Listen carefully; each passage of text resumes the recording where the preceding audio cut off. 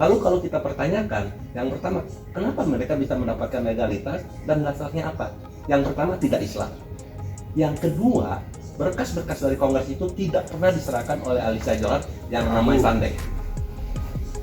Jadi berkas-berkas dari Kongres itu tidak pernah diserahkan oleh Alicia Johar. Jadi berdasarkan apa sama Sandek itu.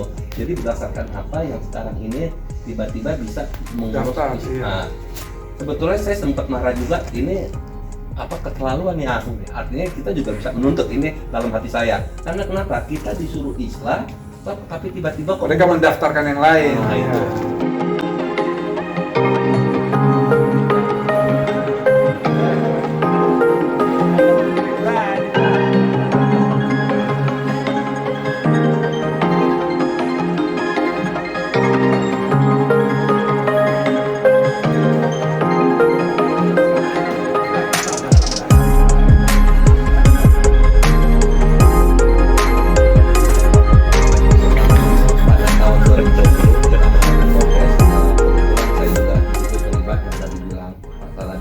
Bahkan saya menjadi ketua panitia ETO untuk Islah sama Bang Saladin, tapi itu tidak dilakukan.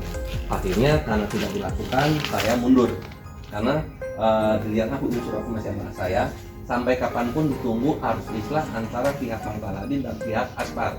Nah, ini tidak pernah ketemu. Lalu saya juga tidak peduli dengan Bang Tis, sama juga sudah tidak peduli dengan Pati. Tapi tiba-tiba kita November yang lalu saya melihat ada legalitas yang baru yang ditambah perkumpulan Parpi. Lalu saya ngobrol lah sama Bang Saladin segala macam, bahkan saya sedikit mengundat menasihati yang lebih tua adalah Bang Islah deh Bang sama Bang Aspar. Begitu juga Bang Aspar juga saya nasihatin. Akhirnya mereka Islam. Nah, kita tidak mempermasalahkan perkumpulannya, tapi kita mempermasalahkan bahwa mereka sudah mempergunakan perkumpulan tempatnya bukan di Kuningan. Itu yang pertama kita masalahkan.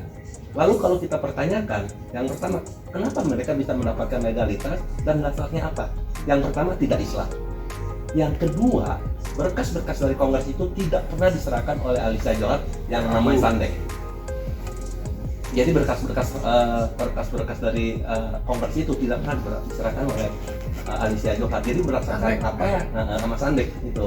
Jadi berdasarkan apa yang sekarang ini tiba-tiba bisa mengurus. Nah, sebetulnya saya sempat marah juga, ini apa keterlaluan ya aku. Artinya kita juga bisa menuntut ini dalam hati saya. Karena kenapa? Kita disuruh Islam, tapi tiba-tiba mereka mendaftarkan yang lain. Nah, itu. Artinya kan berarti betul yang lain kan gitu. Nah, saya pikir itu Pak untuk sementara. Silakan. Apa ada inside story kenapa tiba-tiba bisa dari aku bisa daftar yang lain itu apa kira-kira itu? Nah, itu yang sedang kita cari ya. Betul. Ada salah satu dari Pak Khalid deh. Ya. Kolir. Jadi pengurus Kolir. Jadi duduk di kepengurusan Parpinya.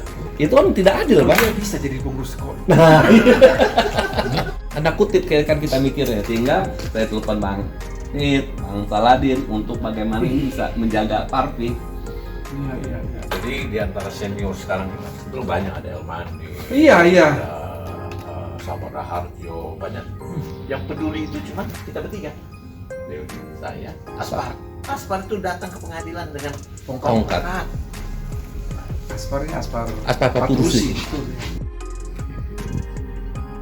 Ketua DPU hasil Kongres di Lombok. 2016 dan saya DPU itu Dewan Pimpinan Organisasi. Dewan Pertimbangan Organisasi. Dewan Pertimbangan Organisasi. ya, waktu itu Pak almarhum Pak Gatot juga terpilih kembali sebagai ketua umum PBB. Tapi berhubung ada masalah, ya kan? Jadi terpidana ya, tersangka dulu kan, kemudian ada pelimpahan kepada saya. Jadi waktu kita selesai kongres, antara saya dengan Pak Aspar ini DPU kurang ini belum harmonis. Dia buat sendiri, jaga sendiri kan. Terus dua-dua kita mengirimkan laporan kepada Kumham. Diterima, Kumham terus membuat sebuah mediasi dan datang. Mediasi pertama sudah berjalan, terus. Yang keduanya kebetulan entah bagaimana Pak Asmar nggak bisa, ya kan? Nah, disitulah mulai berlanjut macam-macam begitu kan, ada pergantian ini pergantian itu, dan pihak saya karena pengalaman panjang kita itu tidak mau ribut lagi, biarkan aja. Nah, rupanya kemarin ini seperti bilang oleh Pak Saiful tahun 2013 kita islah ya. November kita islah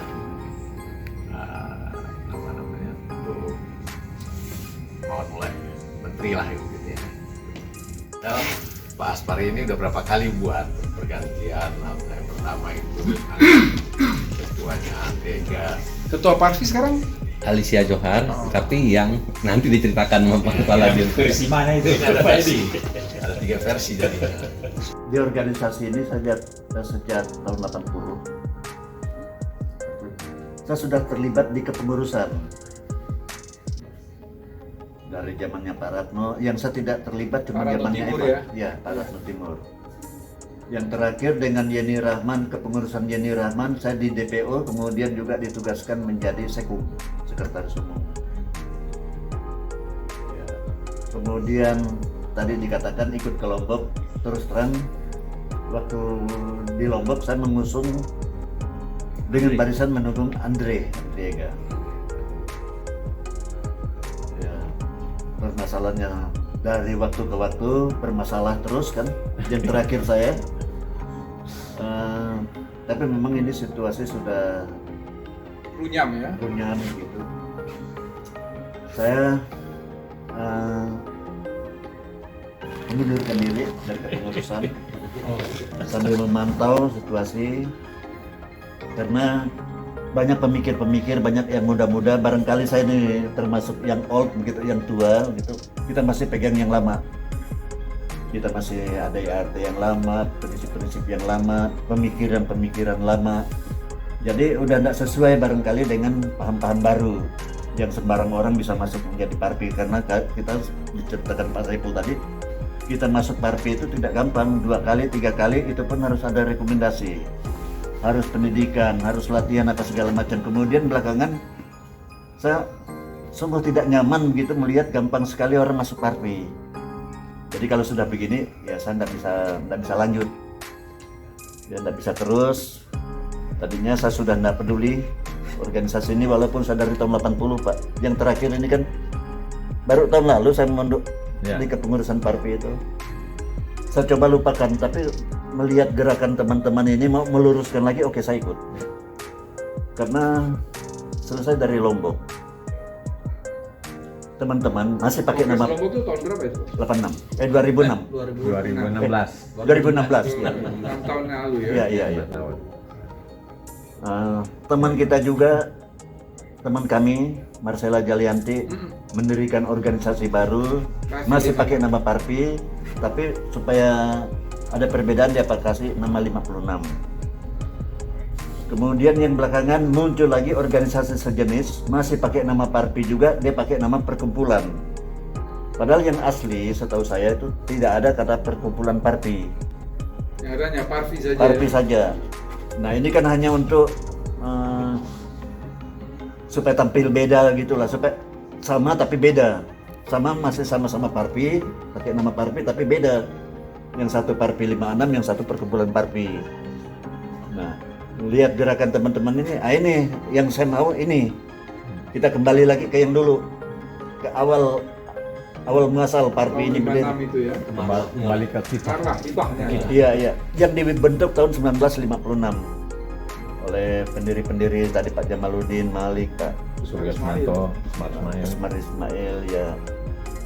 Nah, saya sendiri kan karena terlibat di kepengurusan begitu lama, masih malah dari kongres ke kongres saya selalu di panitia ad hoc komisi organisasi. Jadi bersama teman-teman lain merancang kalau ada yang perlu diperbaiki apa segala macam, tapi komisi kita ini dapat mandat kongres untuk memperbaiki ADRT. Itu udah berapa kali kongres saya selalu terlibat di dalam. Gitu. Makanya tidak bisa membiarkan teman-teman berjuang sendiri. Bukan apa-apa, ini yang diperjuangkan benar. Benar di sana ada 2 parpi, tapi satu parpi 56, yang satu perkumpulan parpi. Ini bukan parpi yang asli. Parpi yang asli itu yang ini, yang tidak pakai embel-embel begitu, Pak. Nah, ini yang kami ajukan ke Bapak, mohon pertimbangan Bapak, begitulah. Siap. Jadi sebenarnya kalau saya yang menarik sebenarnya ini yang mengganggu banget juga buat saya, untuk Pak Edi juga ada di sini jadi wakil, jadi saya menjadi gembira juga. Kenapa? Karena sebenarnya ini sudah lama banget mereka ingin ketemu dengan Dirjen AHU. Tapi namanya nggak mau. Saya nggak tahu Pak Edi mengartikannya. Nah, Oke. Nanti saya panggil Dirjen Agung Nanti saya ceritakan. jadi karena mereka mengeluh, saya bilang coba kita ke sana. Saya bilang datanglah saya ke sini dengan Pak Saiful beberapa minggu yang lalu. Dirjen Agung. Nggak bisa juga. Saya bilang siapa sih Dirjen itu, saya bilang. Kalau dulu Pak Edi saya gampang banget ketemu dengan dia, saya bilang. Ini saya pokoknya lagi ribut, lagi repot, lagi ini. Saya bilang kok hebat amat sih manusia itu. Nah, saya langsung dia bilang, udah Pak Sekjen jangan ketemu dengan dia, ketemu aja dengan Pak Wamen. Emang Pak Wamen sekarang siapa? Pak Edi. Terakhir saya ketemu di ruangan dia di UGM. Nah udah itu sebabnya Pak Edi. Nanti saya bilang Pak Edi bikin surat cepat. Bahkan kalau Pak Mulimin kan langsung hari ini juga bikin surat. Saya baik itu kartu anggota menggunakannya logo sama Pak Wakil. Bagaimana mungkin beliau yang memperjuangkan konsisten memperjuangkan Parvi digugat dengan logo, sementara logo itu mereka juga ikut serta di dalam memperjuangkan itu barangkali. Satuan dan kesatuan di antara mereka ini supaya terutama kongres ini Pak Edi, supaya menjadi pintu juga buat semua artis ini bisa kemudian berpikir kembali. Kalau kita berkumpul kembali satu lagi. Saya harapan banget buat Pak Edi. Mungkin itu dulu Pak. Cuman yang saya khawatir itu mengenai istilah Parvi itu. Ya. Iya. Menghilangkan jejak. Terus yang tidak kalah pentingnya tentang pendirinya.